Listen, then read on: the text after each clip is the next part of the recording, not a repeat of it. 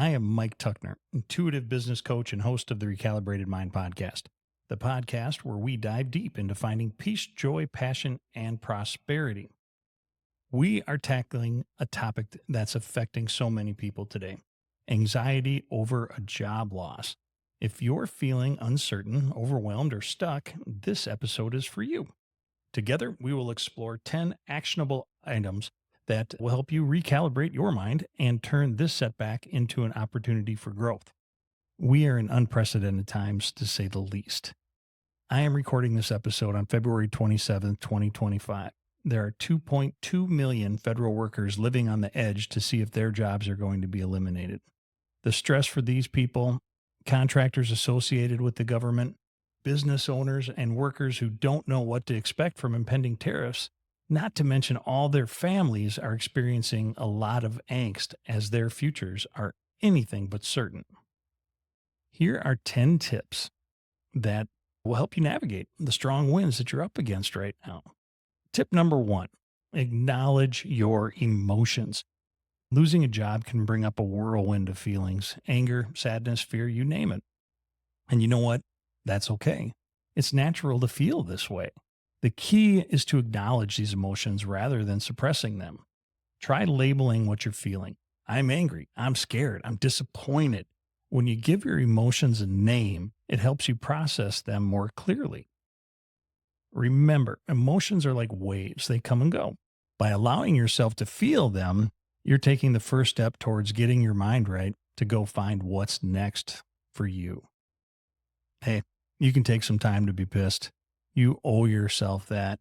You need some time to be primal with the anger that you've been experiencing. Blow off that steam, but be careful not to spend too much time in the woe is me phase of this process.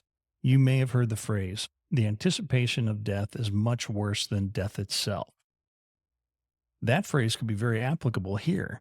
If you've been dreading the what ifs or repeating the what will I do if I lose my job loop in your head, you know what I mean. When you get to the point of losing your job, it might actually feel like a relief in comparison to the feeling that you had with the impending doom. Just think how nice it will be when you no longer have to experience anxiety of looking at your work email or listening to your voice email. There's an Apple ringtone that I used to have on my phone, and whenever my boss called me, I would hear that ringtone. And I still get anxiety when I hear that, even though I haven't worked at that job for years. And I'm sure many of you can relate. How much better are you going to sleep on Sunday night? No more Sunday night insomnia. Chances are you've been brainstorming what you would do when the time came that you actually did lose your job. But if you hadn't been, I've got some ideas of what we can do to help you move on to your next phase. But before I get to that, just remember this piece of wisdom. We've all had periods in our life when we've been making good money and times where we've been cash strapped. And what happened in both circumstances? You learn to live within the means you had at your disposal, and you're going to do that again. Hang in there. This isn't the first time that you've experienced difficult circumstances. You have what it takes to get through this. Tip number 2 is reach out to your support system. Don't underestimate the power of that support system, whether it's family, close friends, or even a big plug alert here, an intuitive business coach like myself. Talking about your experience can be incredibly healing. Share your feelings, but also let people know that you're open to advice or even networking opportunities. Sometimes the people closest to us have connections and insights that we may not have even considered. You do not need to navigate this journey alone. Tip number 3, create a budget. Now, let's shift gears into something practical: finances. Losing a job comes with financial stress, obviously, but creating a budget, it can help you regain a little bit of a sense of control. Start by assessing your current expenses and see where you can come back.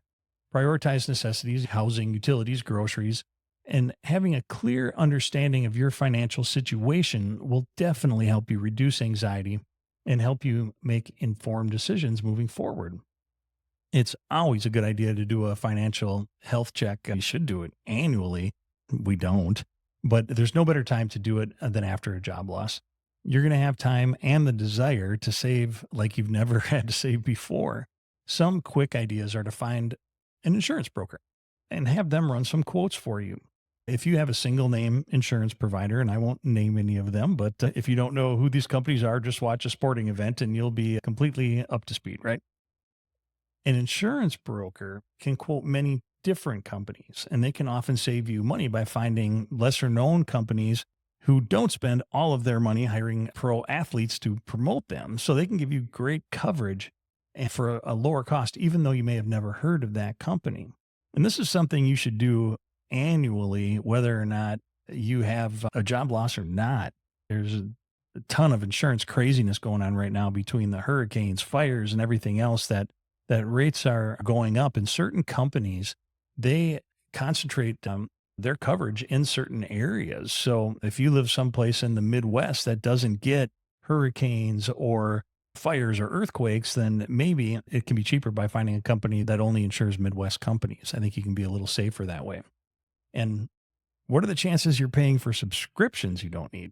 Streaming services, apps. I know that I pay $5.86 to Xbox every month because my now 25-year-old son convinced me to open an account for him when he was 9 years old.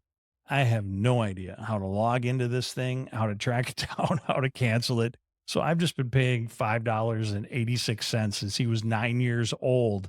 And I need to figure out a way to get in there and take that out. But one of the things that you can do is download the Rocket Money app. And there are other apps that do this too, but that's one that comes to mind. And they can help you delete unwanted services. Every time that you have a subscription, you can put it into your Rocket Money app. And then it's super, super simple. It's like a button or two that you have to press to cancel those subscriptions when the time is right. And streaming services, we've all got them. Another thing that I can recommend is if you're paying a lot of money for cable or for a streaming service, is to look at something called the VC box. You can get them at Walmart. It's a letter V SEEBOX.com. And you can get almost every channel on earth, and it's extremely cheap. And honestly, I don't really know how it's even legal, but trust me, it is. They're selling them at Walmart. But look that one up. And then grocery shopping is another one. First thing you got to do is eliminate eggs from your diet for starters, right? Just kidding. Or am I? You can look at buying things in bulk at Costco or Sam's Club. And you can also go cheap by shopping at Aldi or Trader Joe's. Those stores don't really carry everything that you need, but they're typically much, much cheaper than most grocery stores on the staple items. It takes a little trial and error, but you'll find that some store brands at Aldi and Trader Joe's are really good. And I mean, honestly, do you really care what brand of milk that you buy? Milk is milk, right? So why not buy it for less at one of these stores? You know that this is an option, but you've probably never pursued it because you go to the regular store, your regular grocery store, because you didn't have the time to go to multiple stores. Well, guess what? Now you got the time. So don't make any excuses. Find the cheaper groceries. And you'll actually be pretty impressed with yourself when you can see how much that you save. Now, saving money is one part of the equation, but the other side of it is making money. Yep, we're talking about side hustles. Maybe you're handy or artistic and you can sell items that you make on Etsy. Have a garage sale, clean out some of your closets and your cupboards, get rid of things that you no longer use. And you can sell things via garage sale, or if you have some collectibles, put them on eBay. You can start driving for Lyft or Uber or DoorDash. Take your pick. It's just something that it's super, super easy to sign up for. You can work it whenever you want for a couple hours a day, or you can work long days if you like. Maybe you can deliver pizzas.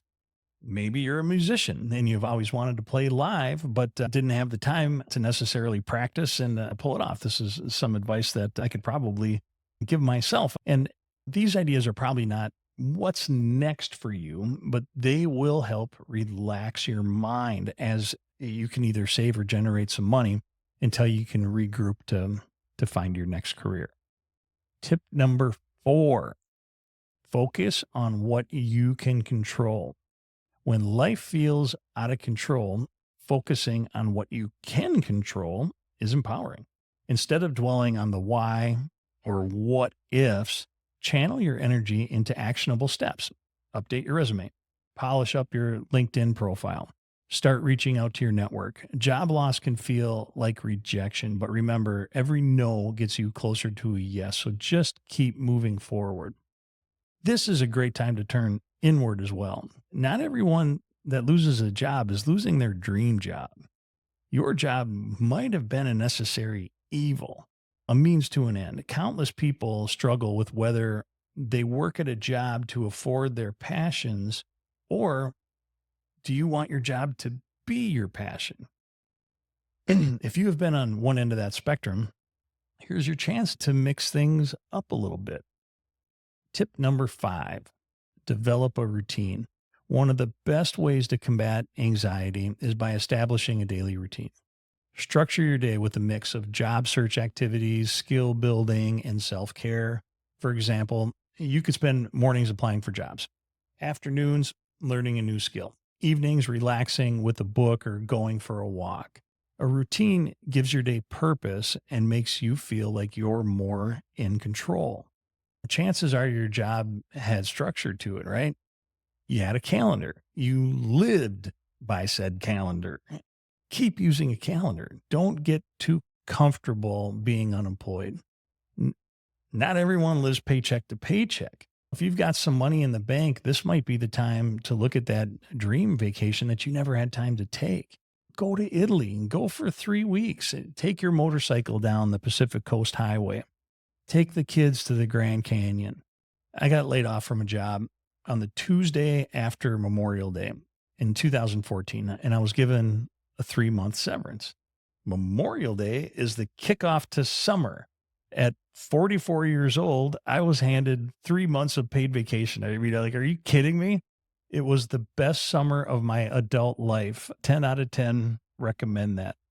I did not see that layoff coming, but it was absolutely a blessing for me and gave me a reset that I absolutely needed.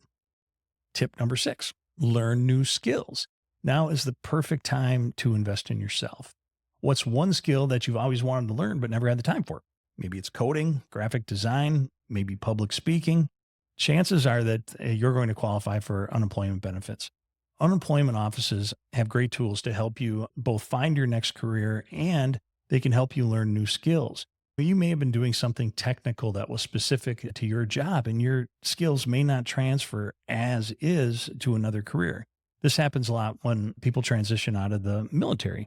If you're a tank driver or a sniper, those skills don't really translate to civilian jobs. And I'm going to let that sit for a minute because there's a few jokes in there that I am not going to pursue at this time. But the discipline needed to perform those jobs is 100% transferable. There's a lot of companies that want to hire ex-military people because of that, the discipline and the structure that they know how to operate under. So spend some time figuring out which of your skills will be most in demand as you start assembling your resume. Another challenge might be technology. If you're a little older and nearing retirement, you might be overwhelmed at the idea of competing with people for jobs who are half your age. I'd recommend looking at an AI training program like Coursive. It's spelled Coursiv, and they teach you how to become an AI master in easily digested segments. And you can end up using that knowledge at your next career stop, or you might learn something that you can use to start your own business. One of my favorite terms is something called passive income. Generating passive income is the key to prosperity for many people. And how does earning money while you sleep sound? Maybe Google how to generate passive income with AI and see what kind of results that pop up. Then take the course of class, and you're going to be just brimming with ideas. Another thing is ChatGPT. That's an awesome tool as well. Maybe you're using it now, maybe you haven't. I guarantee you've heard of it at this point, and it might seem overwhelming, but one really easy thing that you can do with ChatGPT is cut and paste a job description into ChatGPT. Then cut and paste your resume into ChatGPT. and say, please write me a cover letter that will best represent my ability to get a job from this job description in reference to my resume. And you're going to be blown away with what shows up for you. With ChatGPT, it's all about the prompts. So that's another thing that you should look at. Go Google best chat GPT prompts for a job search. And there's going to be a lot of magic that you're going to find there. Tip number 7, join a group of like-minded people. Another valuable resource in your search is going to be joining a group. Whether it's an in-person meetup, online forum, connecting with others, or going through similar experiences can provide comfort and motivation. You'll not only gain emotional support, but also practical tips and job leads. Remember, you are not alone in this journey. It may not seem like it these days, but many people still find great joy in helping others. So there are good people out there. There are people that want to help you. Just do a little bit of work and try to find them. And the group doesn't necessarily have to be a job seeker group. Maybe join the Lions Club, the VFW, the Shriners. They're full of baby boomers who are retiring, and they may work at places that will need someone to replace them when they retire. Plus, volunteering is just good for the soul. I've found in my past that when I'm down, helping other people really improves my attitude. And it will help you keep busy and keep your mind off being unemployed. If you have kids in sports, volunteer at the athletic associations that they're part of. There will be a ton of parents your age who may know of job openings that you might be a fit for. And I have made many lifetime friends from the parents I hung out with on the sidelines or in the bleachers of my son's sporting events. And don't minimize the importance of socializing during this time of change. If you were a work from home employee, you probably already developed some tactics to find ways to hang with the people you want to be with. And those skills are going to be very applicable here too. You'll find that there can be an upside to a terrible situation. Maybe it's the well needed break in the hustle and bustle of daily life. Maybe you'll realize that you only stayed at your job for the money, and now you can find a career that matches your passion. Volunteering with an organization that really fits your interest might just help you find your tribe. I'd wager that we could all use a little more time with the people who share the thoughts, beliefs, and activities that we do. Tip number 8. Let's not forget about self-care. Anxiety thrives when we neglect our physical and mental health. Take time to meditate, exercise, or simply spend some time in nature. Even small acts like journaling or listening to your favorite music can make a big difference. Self-care isn't selfish, it's essential. I could do whole episodes on the topic of self-care. I finally reached the point where I enjoy going to the gym. It's part of my routine. I feel the benefits every time I catch a glimpse of my ribs in the mirror. Ribs, deep down, I knew I had ribs, but I hadn't actually seen them in years. Who knows? I might even see abs someday. Maybe not abs, because I do like pizza and brisket way too much. But anyway, that's for another time. So let me spend a few minutes on meditation. Now let's take a couple deep breaths. In through the nose, out through the mouth. All right. I'm not going to lead a meditation today, but I am going to highly recommend that you try to mix it into your daily routine just by closing your eyes, sitting still, quieting your mind, and thinking for 20 minutes or so each day. It can have profound effects. I have integrated this practice into my life, and the benefits, they're informative. There's absolutely no way you'd be listening to this podcast had I not taken up meditation. A couple other shout outs to self-care. Cooking healthy meals at home will provide you with some peace, and it will change the way you think about food. You'll save money and calories by eating at home. You can develop some great new habits with this downtime that'll help you even once you start to go back to work. So definitely try that. Try cooking at home. Mix in some vegetables, mix in some fruits, and you're going to feel better for it. And those are some habits that you can take with you into old age. Tip number 9 is to seek professional help. Now, you can seek help in the form of a headhunter, resume writer to help you find what's next for you. But if the anxiety is getting to be too much, don't hesitate to turn to therapy. If anxiety becomes overwhelming, professional help is there. Therapy can provide you with tools to manage your emotions and develop a clear action plan. Remember, asking for help is a sign of strength, not weakness. I mentioned earlier that the anticipation of death is much worse than death itself. And that line is really anxiety in a nutshell. If you're dealing with anxiety, you're beating yourself up and worrying about things that may or may not happen in the future. Think of how destructive it is to let your mind work in overdrive to try to deal with every potential problem that may or may not exist. It's exhausting and it's not healthy. What if you could find a way to recalibrate your mind so that you believe that everything's going to work out for you regardless of your current setback? And that brings me right into step 10, which is reframing your mindset. Losing a job doesn't mean you failed. It means you're being redirected. To see this as an opportunity to explore new career paths or passions you've been putting off can be an extremely beneficial outcome from this temporary situation. Every setback is a setup for a comeback. Believe in your ability to adapt and grow. As a spiritual person, I firmly believe the following is a universal truth.